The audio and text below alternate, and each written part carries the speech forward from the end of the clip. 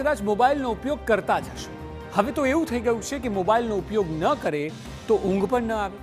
જો કે હા, આવું કરીને તમે પોતાને જ નુકસાન કરી રહ્યા છો, અને તે પણ એવું નુકસાન કે જે અનિદ્રા અને અન્ય માનસિક રોગોને આમંત્રણ આપે છે. જુઓ આ રિપોર્ટ.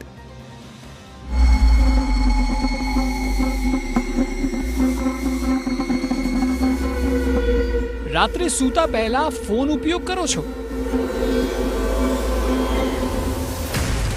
શું સૂતા પહેલા મોબાઈલ વાપરવો જ પડે છે?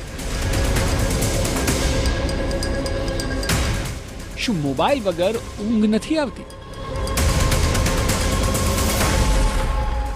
જો આ તમામ સવાલના જવાબ હા હોય અને તમે પણ સૂતા પહેલા મોબાઈલ વાપરવાના બંધાણી હો, તો તમારે સાવધાન થવાની જરૂર છે.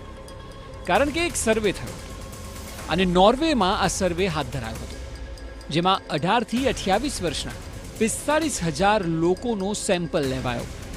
તમામને તેમની ઊંઘ અને આદતો વિશે પૂછવામાં આવ્યું.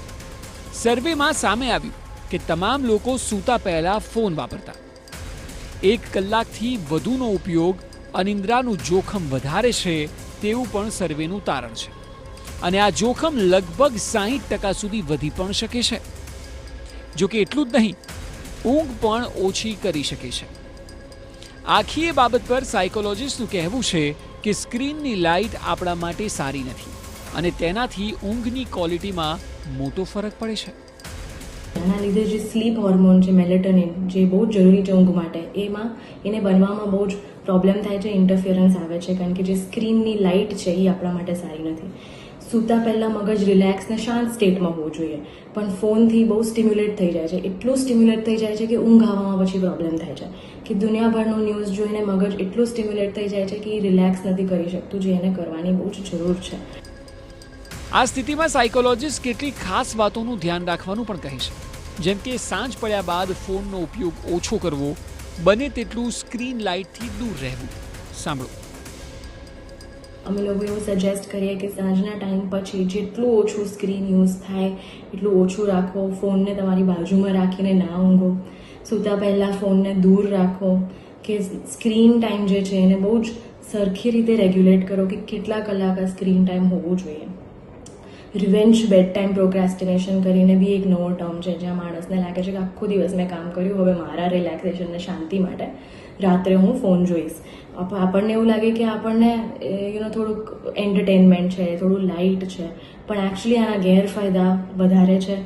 આજકાલ એનાથી ઓવરથિંકિંગ, ફોકસમાં પ્રોબ્લેમ, અટેન્શનમાં પ્રોબ્લેમ, બીજા દિવસે પછી ઊંઘ પૂરી ના થવી અને એના લીધે બીજું કામ કરવામાં પ્રોબ્લેમ, આ બધી સમસ્યાઓ વધતી જ જાય છે.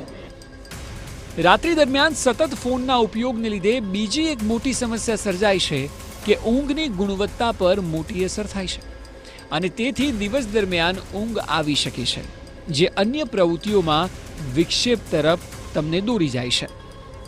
આપણી ઊંઘ આવે તે માટે કેમિકલ રિસ્પોન્સિબલ હોય જેનું નામ છે મેલેટોનિન. આ મેલેટોનિન અંધારામાં વધારે રિલીઝ થાય, જેનો મતલબ કે સનસેટ પછી એ વધારે રિલીઝ થાય. અને જ્યારે બી પ્રકાશ હોય કે લાઇટ હોય તો મેલેટોનિનનું જે સિક્રિશન છે એ ઘટી જાય. હવે શું થાય કે રાતે જ્યારે ઊંઘ આવવાની હોય ત્યારે જો તમે ફોન જોવાનું ટ્રાય કરો તો એમાં કેવું થાય કે આર્ટિફિશિયલ લાઇટના એક્સપોઝરના કારણે આ મેલેટોનિન કેમિકલ રિલીઝ ના થાય. અને એ કેમિકલ રિલીઝ ના થાય તો ઊંઘમાં બી તકલીફ પડે, ક્યાં તો ઊંઘ આવવામાં તકલીફ પડે, ક્યાં તો આવી જાય પણ વચ્ચે આંખ ખુલી જાય.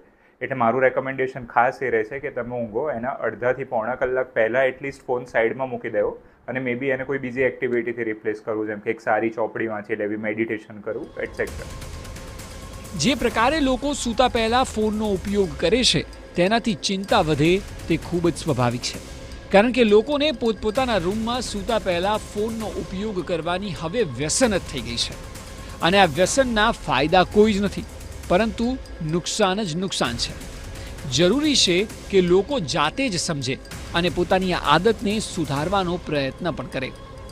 જિગ્નેશ પટેલ, TV9, અમદાવાદ. ભગવાન બુદ્ધના